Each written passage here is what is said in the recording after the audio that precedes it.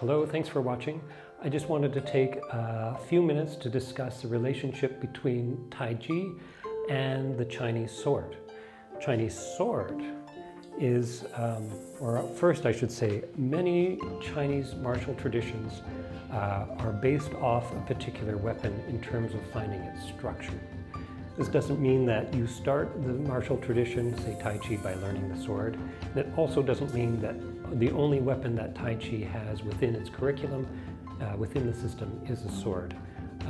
What it means is that the starting point for the way the body is structured, the way the understanding of the movements is designed, come from the characteristics of a particular weapon. And in the case of Taiji, it is the Chinese sword.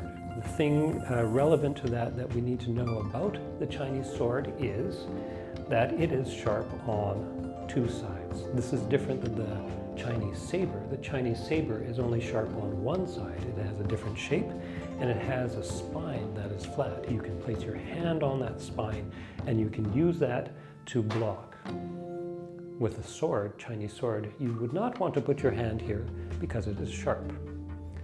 The practical, one of the practical implications of this, of course, means that the thickness of the metal that you're using is limited. With a one-sided saber, you can have the spine that is quite thick, and you can have what would be termed a heavy weapon, whereas the Chinese sword, partly because of its height, but especially because it has two edges on it, is a thinner weapon and therefore a light weapon, which means you can't use it to knock things off to the side.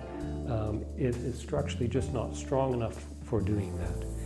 What you want to be able to do is intercept something that's coming in, understand its direction, follow that direction, lead it off to the side. So you deflect, you yield and deflect.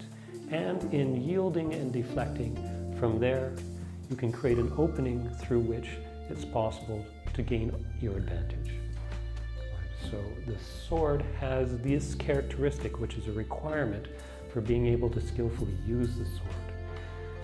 The Tai Chi form, the bare hand form, incorporates this understanding. The movements, of course, don't look the same because there's no weapon. You're using your hands. As well as Tai Chi being primarily, not exclusively, but primarily a grappling kind of style.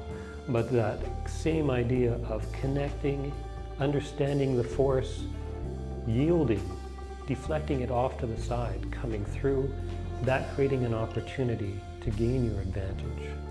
Or easier to see in relation to the sword is something like the punch, where we're here.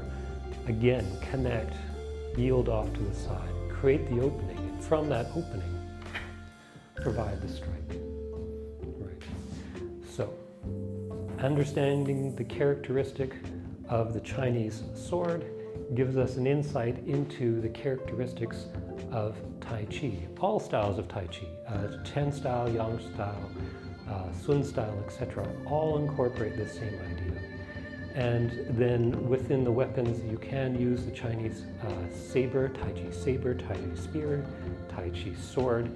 But the Tai Chi sword is the one that often gets emphasized because this is the point where these characteristics line up and you see the fullest of that soft, yielding, dynamic quality that comes through in that weapon. So I hope that's helpful for you. I hope you continue with your learning and your training. Thank you for watching.